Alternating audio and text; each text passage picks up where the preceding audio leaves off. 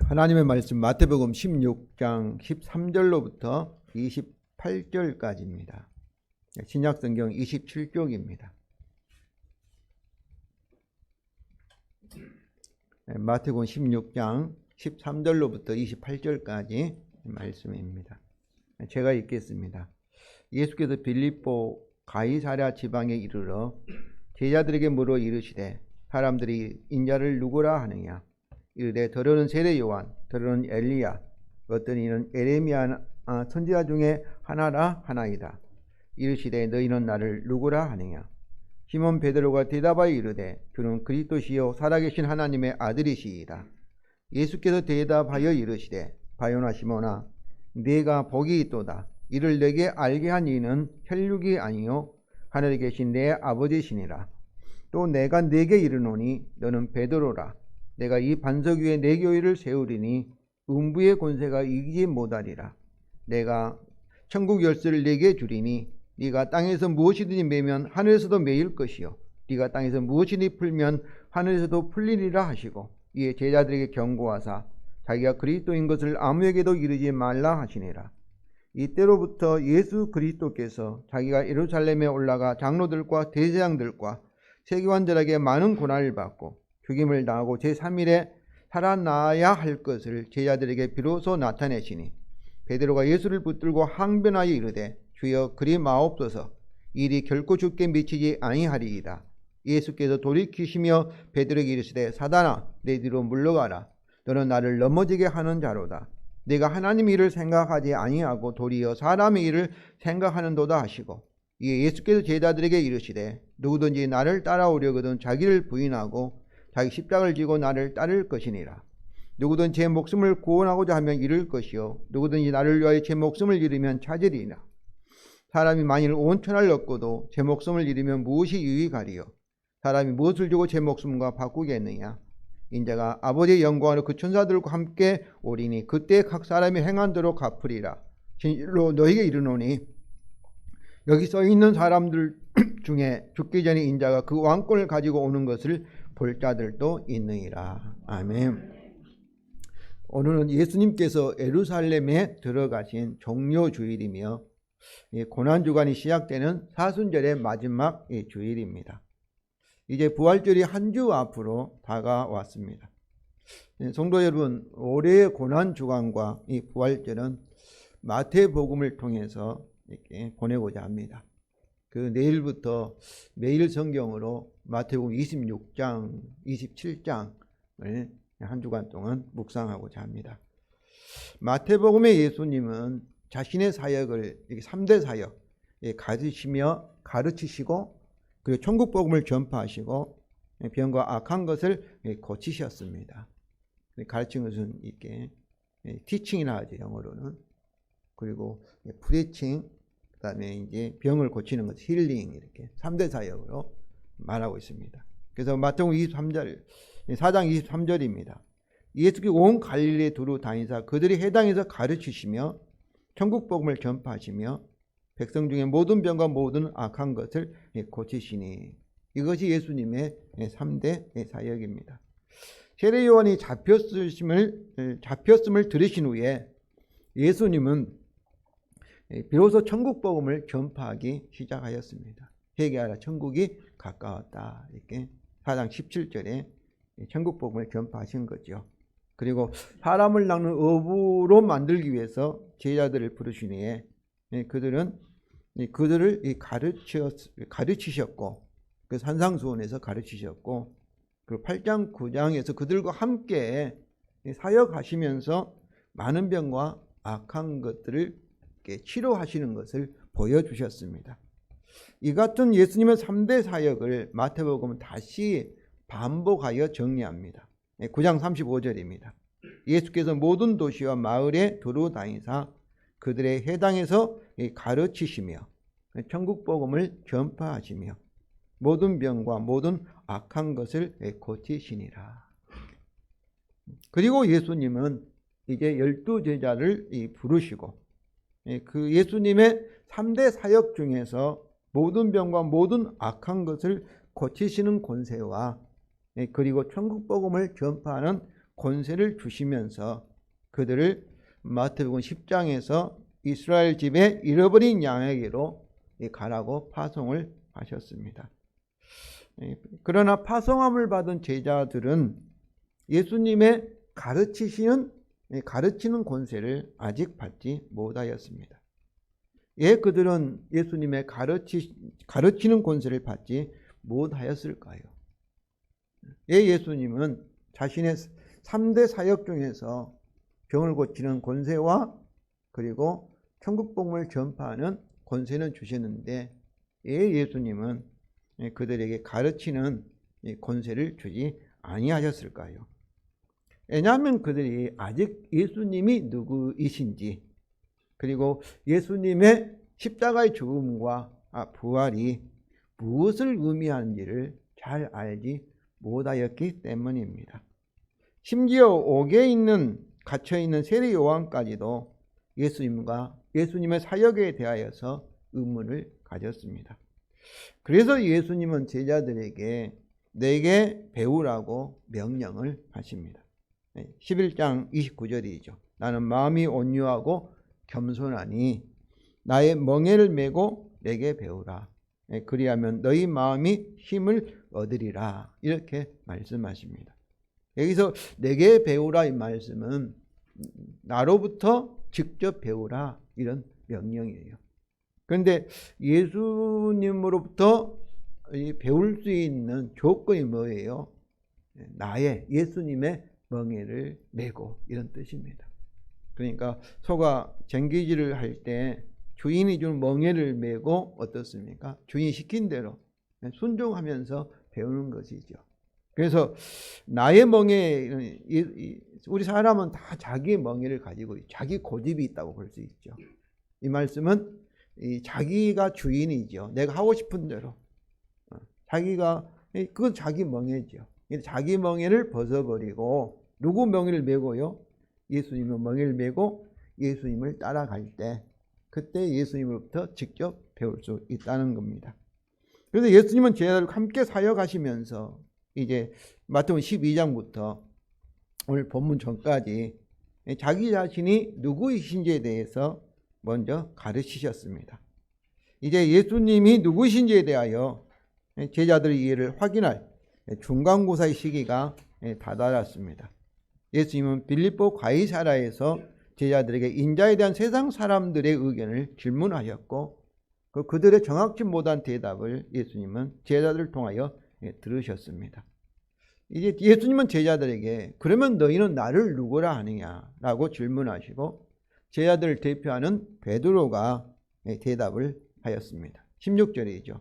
시몬 베드로가 대답하여 이르되 주는 그리스도시요 살아계신 하나님의 아들이시이다. 그리스도라는 말씀은 메시아, 기름 부음을 받은 자 그런 뜻인데 이것은 예수님이 다윗 언약에 따라 다윗 후손으로 오신 유대인의 왕으로 기름 부음을 받은 자, 유대인의 왕이라 이런 말씀입니다. 근데 유대인의 왕이 곧 누구라는 거예요? 하나님의 아들이시다. 하나님의 아들이라는 것은 하나님과 동등한 분이시다 이런 의미입니다. 자신에 대하여 유대인의 왕이시며 하나님의 아들이시라는 베드로 대답을 예수님은 인정하시면서 베드로가 복이 있다고 선언하십니다. 17절입니다. 예수께서 대답해 이르시되 바요나 시몬아 네가 복이 있도다. 이를 너에게 알게 한 이는 혈육이 아니요 하늘에 계신 내 아버지시니라. 이 말씀 베드로가 열심히 공부해서 또 이렇게 이것을 알게 된 것이 아니라 누구에 의해서? 하나님에 의해서 계시를 받아서 알게 되었다. 이런 말씀입니다. 성도 여러분, 우리가 이 복음을 듣고 그것을 깨닫고 믿게 된 것은 다 이 성령을 통한 계시가 없이는 믿을 수가 없는 거예요. 그러니까 우리가 믿는다는 것은 대단한 것입니다. 아무나 믿는 거 아니에요, 여러분. 공부를 열심히 하면 믿을 것 같고 영리하면서 믿을 그렇지 않아요.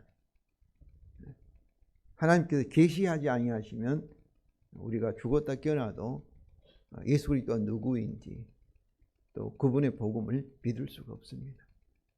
그러니까 내가 믿는 믿음이 아주 작은 믿음이라 할지라도 그것은 하나님의 선물임을 여러분 아시기를 바랍니다. 정말 그래요, 여러분. 우리의 생각을 내가 교회 나가고 싶으니까 나가고 내가 결정해서 믿는 것 같지만은 절대 그렇지 않습니다. 믿어지는 거예요. 믿어지는 거예요. 그래서 아브라함을 부르시니 하나님께서 너는 복이 될지라 이렇게 창세기 12장 2절에 명령하시죠. 너는 복이라, 복이 될지라. 마치 천지를 창조하실 때 하나님의 말씀을 천지를 창조하신 것처럼 베드로가 하나님의 부르심을 받았기 때문에 또 하나님의 부르심을 받고 선택을 받고 그리고 하나님의 계시를 받아 하나님의 아들 예수 그리스도가 누구인지를 알았기 때문에 하나님께서 예수님은 베드로를 뭐라고 너는 저주와 사망의 사람이 아니다. 이제는 생명과 복의 사람이라. 이렇게 축복을 하신 것입니다. 성도 여러분, 우리도 베드로처럼 예수님이 누구이신지를 바로 안다면은 우리도 하나님을 선택을 받은 자요, 성령을 통하여 계시를 받은 자요, 그러므로 복음의 언약에 따라 영생과 복의 사람인 것을 여러분 아시기를 바랍니다. 또한 예수님은 시몬에게 이제 베드로라는 반석이라는 새 이름을 주십니다. 천주교는 세례를 받을 때 세례명을 받잖아요. 그는 이제 새 사람이 되었다. 저주와 사망의 사람이 아니라 생명과 복의 사람이 되었다는 그런 의미로 새 이름을 주시면서 그러면서 이 반석, 베드로란 그 단어 뜻이 바위라는 뜻이에요. 반석이라는 뜻이에요. 그래서 이 베드로 위에 음부 권세가 이기지 못하고 천국의 열쇠를 소유한 자신의 교회를 세우시겠다고 선언하십니다. 18절 19절이죠. 또 내가 네게 이르노니 너는 베드로라. 내가 이 반석 위에 내 교회를 세우리니 음부의 권세가 이기지 못하리라. 내가 천국의 열쇠를 네게 주리니 네가 땅에서 무엇이든지 매면 하늘에서 매일 것이요 네가 땅에서 무엇이든지 풀면 하늘에서도 풀리리라. 천국의 열쇠는 천국의 권세지요. 천국에 들어갈 수 있는 권세를 말합니다. 여기서 이 반석 위에는 이 반석이 가리키는 이 베드로를 위에라는 의미입니다. 다시 말하면 베드로가 뭐라는 거예요? 교회의 기초석이 된다. 그런 뜻입니다. 천주교회가 베드로를 첫 번째 교황이며 또 무호하고 유일한 사도적 계승자라고 주장하기 때문에 천주교회에서 참으로 개혁하였던 우리 개신교회는 베드로라고 이렇게 해석하지 이해하지 않았습니다. 그래서 이 반석은 베드로가 예수님이 누구이신에 대해서 주는 그리스도시요 하나님 아들이라는 그 신앙 고백의 내용으로 이렇게 이해를 해석을 하였습니다. 그러나 교회의 기초를 베드로의 예수님이 누구이신지에 대한 신앙 고백으로만 이렇게 생각하는 것은 불충분합니다. 왜냐하면은 베드로의 신앙 고백은 아직 예수님의 십자가의 죽음과 부활에 대한 고백이 포함되어 있지 않기 때문입니다. 그러므로 우리는 이 반석을 누구라고요? 베드로 사도, 제자들을 대표한 사도들을 대표하는 베드로 위에 내 교회를 세우신다고 이해를 하여야 할 것입니다. 그러나 이것은 베드로 홀로 교회의 기초라는 의미가 아닙니다. 예수님은 제자들 모두에게 자기 자신에게 대하여 질문하였고 베드로는 누구예요? 제자들을 대표해서 대답을 하기 때문에 베드로의 대답은 누구의 대답이겠어요? 제자들 모두의 대답인 것이죠.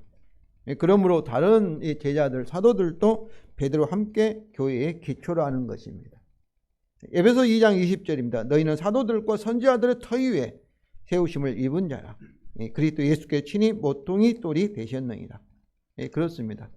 예수님의 인격, 예수님이 누구이신지, 그리고 예수님의 사역, 십자가의 죽음과 부활, 이 두 개를 합치면 뭐겠어요? 예수 그리스도의 복음의 진리죠. 예수 그리스도의 복음을 바르게 이해하고 해석하고 그것을 우리에게 전승하신 예수님의 모든 사도가 우리 교회의 기초석이 되는 것입니다. 요한계시록 21장 14절입니다. 그의 성의 성곽에는 12 기초석이 있고 그 뒤에는 어린 양의 12사도의 12이름이 있더라. 성도 여러분, 교회의 기초인 사도들이 전한 복음이 많이 교회의 모든 것을 판단하는 기준이라는 것입니다. 사도들이 전한 복음과 다르게 이해되는 것은 다른 예수고, 그것은 사도들이 전한 복음과 다른 것은 참 복음이 아닌 다른 복음인 겁니다. 그렇기 때문에 복음이 중요한 거죠. 제자들을 예수님이 사도로 12사도를 선택해서 예수님의 십자가와 부활에 대해서 해석하게 하고 그것을 성경으로 신약 성경으로 기록하여서 우리에게 전하게 하신 것은 사도들이 전한 내용, 복음의 내용만이 참 진리다, 이것을 강조하신 것이죠. 그러면 이 베드로에 세우는 내교회는 무엇일까요? 이 교회, 원래 교회는 히브리어 칼도 부르다 그 뜻이에요. 뭐또 부르다, 그런 의미인데, 이 에클레시아, 이 헬라어는 에클레시아는 에크라마는 밖으로부터 그런 전치사고, 이 레시아는 이 칼레오, 부르다는 이 합성어입니다. 그러니까 밖으로 불러내다, 그런 의미가 에클레시아예요. 그래서 이 교회라는 의미는 세상 밖으로, 세상에 있는 사람을 세상 밖으로 불러내서 누구에게 속한 거로? 그리스도에게, 그리스도 안으로 불러내는 것. 그리스도 밖에 그 세상에 있는 사람들을 불러내서 그리스도에게 속하게 하는 것, 속하여 있는 것. 이것이 곧 교회예요. 그러므로 교회는 예수님께 속한 제자들의 공동체. 예수님의 교회는 죄에서 구원을 받은 하나님의, 예수님의 백성, 자기 백성이 곧 교회인 것이죠. 그러니까 저와 여러분들이 이 교회라는 것은 이 건물 자체가 교회가 아니고 교회 당이라 하죠. 교회 당, 예배당, 예배 드리는 장소. 이 교회는 누구예요? 우리 성도들이 예수님께 붙어 있는, 예수 그리스도의 몸에 연합되어 있는 성도들을 그 교회라고 말하는 것이죠. 그러니까 우리가 예배당, 우리 또 교회당, 이렇게 당의 장소라는 의미죠. 교회는 눈에 보이지 않지만 예수님에게 연합되어 있는 그리스도 몸을 이루고 있는 공동체, 그런 모임, 이것을 교회라 하는 것입니다. 그런데 교회가 천국 열쇠를 가졌으니까 이 교회는 천국과 구별이 되어야 합니다. 교회가 바로 천국이 아니죠. 예수님의 12제자 중에서도 예수님께 속하진 교회가 아닌 누가 들어있어요? 가룟 유다가 들어있지 않습니까? 그래서 교회가 천국이다, 이렇게 말할 수는 없습니다. 그러나 교회는 뭐예요? 천국을 세상에 가장 잘 보여주고 증거할 수 있는 예수님의 제자들의 공동체가 곧 교회인 것입니다.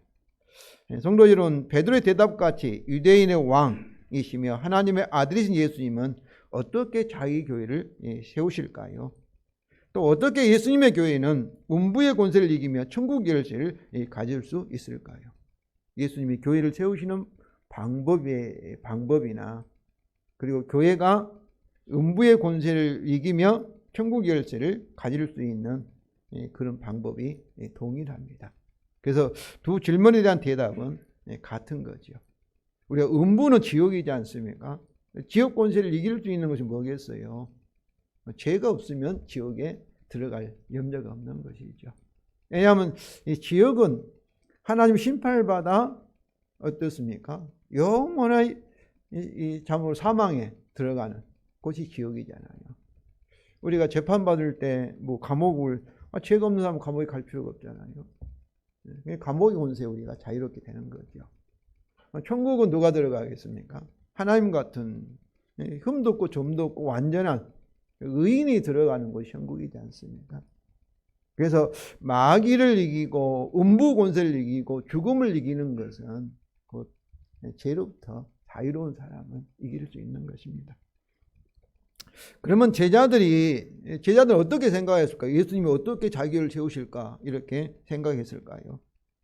아마 제자들은 다윗 언약에 따라 유대인의 왕이시며 하나님 아들 예수님은 과거의 다윗 왕처럼 적들을 이렇게 무력으로 참으로 이렇게 지배하여서 싸움을 해서 이겨서 다윗 왕국을 건설한 것처럼 예수님도 무력으로 그렇게 하지 않을까 생각하였을 것입니다. 그래서 그들이 생각하는 가장 최고의 전략은 뭐겠어요? 예수님께서 예루살렘 올라가시면서 어떻게 됐어요? 제자들을 더 많이 모으고 그리고 무력으로 예루살렘을 기습 공격하고 성전을 차지하고 그리고 예수님 자신을 유대인 왕으로 세우고 그 다음 하나님 나라가 임하였다 이렇게 선포하는 거였을 것입니다. 그러나 예수님의 길은 제자들의 생각과는 정반대의 길이었습니다. 정말로 상상할 수 없는 그런 방법이었습니다. 21절입니다. 이때로부터 예수 그리스도께 자기가 예루살렘에 올라가고 장로들과 대제사장들과 서기관들에게 많은 고난을 받고 죽임을 당하고 제3일에 살아나야 할 것을 제자들에게 비로소 나타내시니 이때로부터 이제 비로소 제자들에게 말씀하셨다, 가르치기 시작하셨다 그런 말씀이죠. 근데 여기서 중요한 단어가 우리말은 할 것으로 이렇게 번역되어 있는 대의라는 단어입니다. 영어로는 must, should, 반드시 해야 한다. 그런 이 비인칭 동사가 이 네 부정사 예루살렘에 올라가야만 하고 예수님이 그리고 올라가서 어때요? 유대 지도자들에게 많은 고난을 받아야만 하고 그리고 죽음을 당하셔야만 하고 그리고 제3일 후에 바로 예수님이 살아나셔야만 한다는 것을 강조하고 있습니다. 그래서 이 대의라는 것은 예수님이 해도 그만 안 해도 그만 그것이 아니고 반드시 예수님이 하셔야 한다.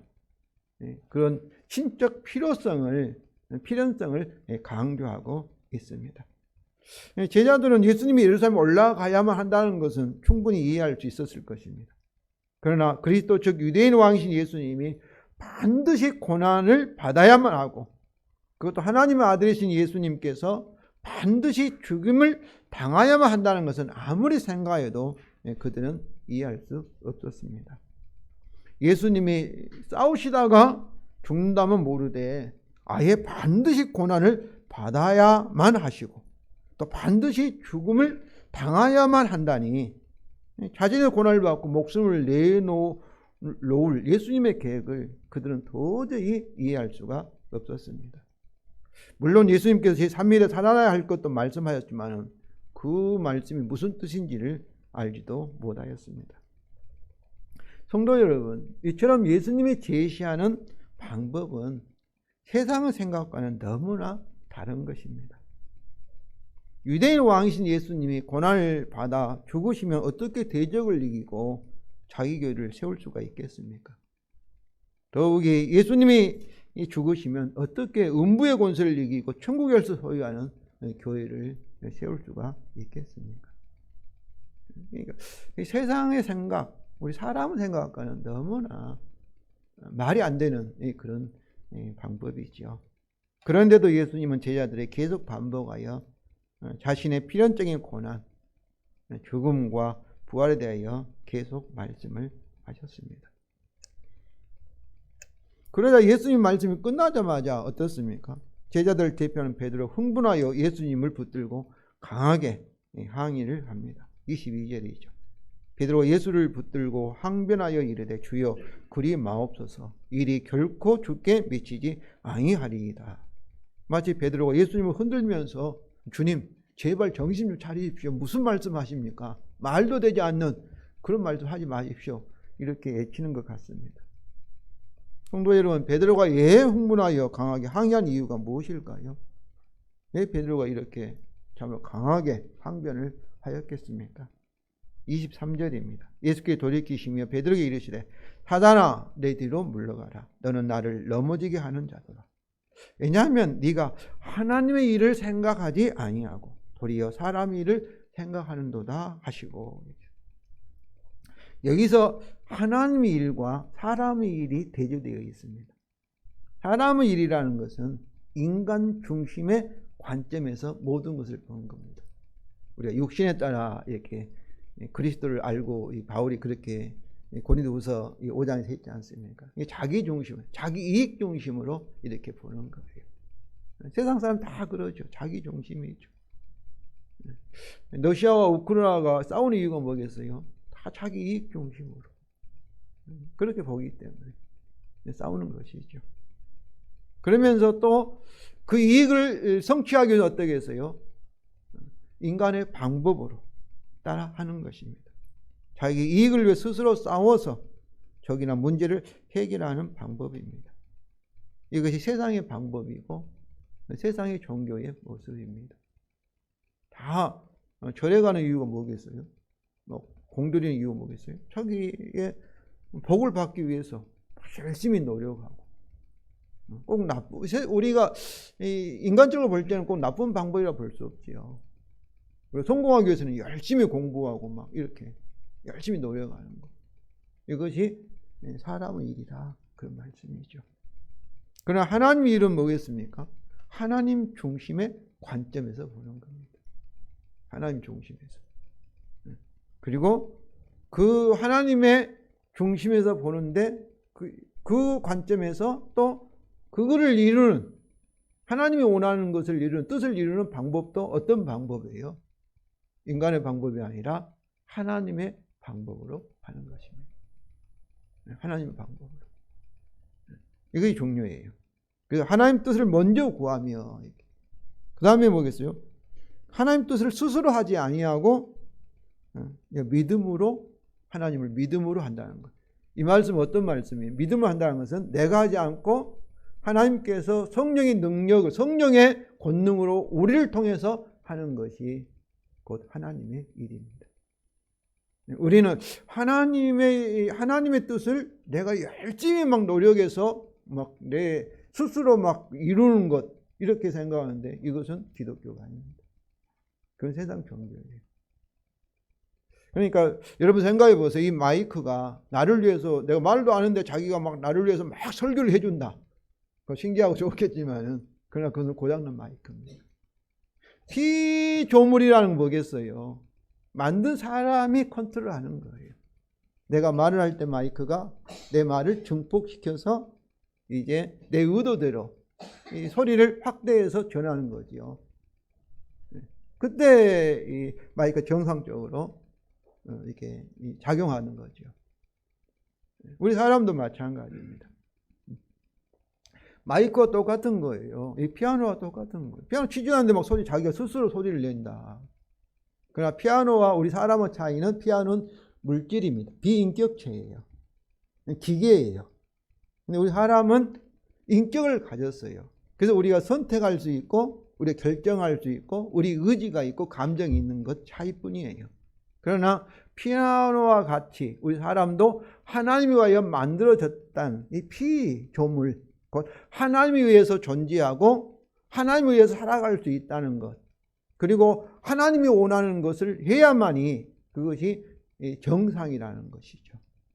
그런데 하나님 중심이 아니라 내 중심, 내 뜻, 또 내 방법을 이렇게 하면 그게 뭐겠어요? 그것이 타락한 죄인의 모습인 것이죠. 그런데 예수님의 이것을 하기 위해서는 하나님 뜻을 하기 위해서는 어때야 되겠어요? 첫째는 자기 중심인 자아를 부인하는 겁니다. 이것이 옛사람이라고 얘기하고 있죠. 자기를 부인하는 거예요. 이것을 자기를 부인하는 건 뭐예요? 회개하는 거예요. 자기를 부인하고 하나님 중심으로 바뀌는 것을 회개하고 하나님을 내 마음의 중심으로 이렇게 하는 것을 회개와 믿음이라고 얘기하고 이것을 핵심 우리의 생각이 바뀌었다. 우리의 인생의 목적이 바뀌었다. 이것을 핵심이라 이렇게 말하고 있습니다. 그런데 예수님 말씀하면 베드로가 어떻다는 거예요? 하나님 일을 생각지 아니하고 도리어 사람 일을 생각하기 때문에 그렇게 강하게 예수님이 십자가에서 죽으시고 3일날 부활하신다 하는 것을 반대하였다는 것입니다. 예수님의 고난과 죽음은 베드로가 예수님에 대해서 왕이신 예수님에 대해서 자기가 원하는 것 베드로의 이해와 계획에 일치하지 않았습니다. 제자들이 모든 걸 버리고 예수님을 따를 때는 그러잖아요. 예수님이 왕이 되면 바로 옆에서 자기는 바로 예수님 좌우편에 앉아서 권세를 가져보려고 해서 서로 시기하고 막 싸우고 그랬잖아요. 그들이 예수님을 따르는 목적과 내가 어땠어요? 자기 중심이었죠. 사람이 생각한 것처럼 사람의 방법으로 예수님 따르면 내가 큰 유익이 되겠다, 내가 성공할 수 있겠다, 출세할 수 있겠다, 이런 생각을 가지고 따랐던 것이죠. 하나님 계시로 예수님이 이 그리스도 왕, 유대인 왕과 하나님 아들이라는 것을 알고 고백을 하였지만은 그는 그 유대인 왕 그리고 하나님의 아들이라는 의미가 어떤 의미인 거예요? 참으로 어떤 고난도 없이 영광을 찬 영광스러운 그런 그리스도, 그런 왕으로 생각을 한 것이죠. 그래서 그는 자신의 이익과 방법, 즉 육신대로 그리스도를 알았기 때문에 예수님의 고난과 죽음을 반대한 것입니다. 이때 베드로는 자기를 부인하는 철저한 회개가 부족하였던 것이죠.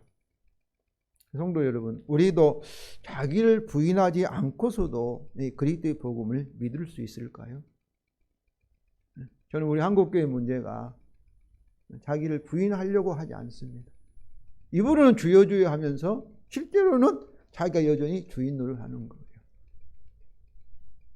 거예요. 제 생각에는 자기를 부인하지 않고 자기 멍에를 벗지 않고 그리고 예수의 멍에를 자기 목에 걸치지도 않으면서 주님을 따라갈 수 없다고 생각합니다. 그렇다고 해서 완전히 자기를 부인한 사람은 없습니다. 그럼 목사님 너는 자기를 완전히 부인한, 그렇지 않죠. 부족하지요. 그러나 자기를 부인해야 하는 것이 바로 하나님이 우리에게 요구하신다는 것은 알고 있습니다. 자기 중심이면 안 되는 거예요. 그것은 내가 하나님 노릇하는 거예요. 성도 여러분, 예수 그리스도의 복음은 첫째 자기를 부인하게 하고 예수님을 나의 주님으로 모시게 하는 것이 복음의 첫 출발입니다. 그렇지 못하면 우리는 계속 어때야 되겠어요? 계속 기도하고 또 회개하고 또 계속해서 그런 방향으로 나아가야 하는 것이죠. 자기를 부인하지 않고는 복음을 알았다 해도 바르게 알지 못한 것이죠. 예수님은 베드로에게 사단아 내 뒤로 물러가라, 너는 나를 넘어지게 하는 자로라고 책망을 하셨습니다. 베드로는 하나님의 일인 왕의 십자가를 반대함으로써 예수님의 대적자가 된 것이죠. 그는 교회의 기초인 반석에서 이 걸림돌로 순식간에 떨어져 버렸습니다. 성도 여러분, 이것은 우리 교회가 사람의 일이 아니라 하나님 일을 생각하는 것이 얼마나 중요한가를 보여줍니다. 그러잖아요. 우리 교회는 사람 일을 하는 일이 아니라 하나님 일을 하는 거죠. 먼저 그 나라 의를 구하는 것이, 이것이 옳다는 것을 아는 사람들이 믿는 사람들이고 예수님께 속한, 예수님을 따라가는 제자들이 아니겠어요? 그래서 예수님도 40일 동안 금식하면서 여러분 마귀가 와가지고 예수님에게 네가 배가 고프니 돌을 떡으로 만들어서 먹으라 하겠어요. 근데 예수님은 그럴 수 있는 능력이 있어요, 없겠어요? 그럴 능력이 있으셨습니다. 우리 같으면 너무나 뭘 때문에 바보처럼 배고프느냐, 네가 능력이 있으니까 네가 능력 발휘해서 배불리 먹고 살지 뭐 때문에 고통스럽게 그렇게 굶고 있느냐. 이 마귀 말이 틀린 얘기가 아니에요. 상식적으로 그 상황에서. 근데 예수님이 뭐라고 말씀하셨습니까? 예수께서 대답에 이르시되 기록된 사람이 떡으로만 살 거 아니요 하나님 입으로 더 나오는 모든 말씀으로 살 것이라 하셨느니라. 이 말씀은 사람은 스스로 살아가는 존재가 아니라 하나님 위에 살아가는 피조물이다, 이런 고백인 것입니다. 그래서 예수님은 거절하셨어요. 왜냐하면 하나님의 뜻, 하나님 중심으로 하나님 방법의 믿음으로 사셨기 때문에. 그러므로 교회가 다 교회라고 볼 수 없습니다. 교회가 겉모습은 교회지만 사단의 교회가 될 수도 있는 것이죠. 하나님 일을 먼저 생각하는 교회가 예수님의 참 교회입니다. 물론 우리는 완전하지 못할 것입니다. 우리는 아직도 참으로 완전을 향해서 공사 중에 있습니다. 이거에 대해 우리는 계속 어때야 되겠어요? 부족함을 발견할 때마다 회개하며 나아가야 할 것입니다. 이처럼 그리스도의 십자가는 세상의 권세에 대한 일종의 폭로이기도 합니다. 성경가 제임스 에드워즈는 말했습니다. 예수님의 고난에 대한 예언은 그에 대한 아이러니를 숨기고 있다. 사실 인자의 고난과 죽음은 사람들의 예상처럼 불경하고 악한 사람들의 손에 통해 이루어지지 않았다. 오히려 장로들과 대제사장들과 서기관들의 손을 통해서 이루어졌다. 예수님은 분노한 폭도나 범죄자에게 맞아 돌아가시지 않았다. 그분은 공식 영장을 통해 체포되고 지도자의 질투 속에서 신문과 처형을 당하셨다. 다시 말해 유대의 사내들인 공회와 로마 법정이 예수님을 죽였다. 그렇습니다. 유대 대제사장과 서기관, 로마 통치자들은 겉으로는 공정과 정의를 외치면서 뒤로는 예수님께 죄를 뒤집어 씌워 죽이는 불의를 자행한 것입니다. 오늘날도 예수님의 십자가는 정의와 진리가 아닌 권력과 압제를 추구하고 부패를 일삼는 세상 권세의 가면의 얼굴을 폭로하고 있습니다. 세상은 예수님을 유죄 판결함으로써 오히려 자신의 유죄를 스스로 드러내고 있습니다. 우크라이나를 이렇게 공격하고 있는, 침략하는 푸틴이 러시아 종교의 신실한 신자라고 이렇게 얘기하고 있습니다. 러시아 종교도 예수를 믿는, 십자가 복음을 믿는 그런 사람들의 모임이죠. 그런데 우크라이나의 그 전쟁, 그 많은 사람을 죽이고, 이것이 어떻게 보면은 푸틴이라든지 또 그 종교 지도자들이 그거를 인정한다면은 그들이 진짜 교회라고 할 수 있겠습니까? 예수 그리스도의 십자가의 그 정신, 그 의미를 부정하고 있는, 입으로는 주여 주여 하고 입으로는 믿는다 하면서 그것은 예수 교회라고 볼 수가 없는 것입니다. 예수님은 베드로의 반대와 그를 책망한 사건을 통해서 자기를 부인하는 십자가가 예수님의 미래뿐만 아니라 그의 모든 제자들의 미래에도 결정한다는 것을 설명하십니다. 예수님은 베드로를 포함 모든 제자는 우리에게 영광의 멸관 이전에 먼저 고난의 십자가를, 왕으로 지배하고 세상을 소유하기 이전에 종으로 섬길 것을 명령하십니다. 24절입니다. 예수께 제자들에게 이르시되 누구든지 나를 따라오려거든 자기를 부인하고 자기 십자가를 지고 나를 따를 것이니라. 여기서 예외가 없습니다. 예수님이 제자가 되려고 한다면, 예수님을 믿으려 한다면 뭐예요? 누구든지 자기를 부인하라. 자기 십자가를 지라. 그리고 계속 나를 따르라고 명령하신 것입니다. 자기를 부인하라. 회개하라 그 뜻이에요. 자기가 주인 노릇을 했던 것, 사람 중심으로 생각했던 것, 그것을 회개하고 예수님이 나를 위해 십자가에 죽으시고 부활하여서 하늘과 땅의 주가 되신 예수님을 나의 주님으로, 나의 왕으로 모셔드리라. 그리고 예수님이 원하시면은 어떤 고난, 어떤 죽음도 그것을 받아들이라. 이런 말씀입니다. 그렇게 명령하신 예수님은 우리가 자기를 부인하여야 할 세 가지의 이유를 제시하십니다. 한마디로 말하면 예수님 말씀대로 하면 손해본 것이 아니다. 그런 뜻이죠. 첫째는 세상 십자가를 피하여 자기 목숨을 구원하고자 하면은 어떤 거예요? 그 사람 반드시 잃게 된다. 그러나 예수를 위하여 십자가를 받아들인 자는 목숨을 찾게 되기 때문이며, 둘째는 세상의 천하를 얻을 정도로 부자가 되었다 할지라도 결국 자기 영혼을 잃어버리면 무슨 소용이 있냐, 이런 말씀입니다. 거지 나사로가 더 이 세상에서 성공했다는 거죠. 날마다 잔치하고 부역에 살았지만은 이 세상 떠나서는 어땠어요? 그 사람은 음부에서 고통을 당하게 되었다, 이런 말씀이죠. 셋째는 세상에서 자기 부인의 삶은 주님의 재림에 반드시 상급 심판에서 보상이 있기 때문이다, 이런 말씀입니다.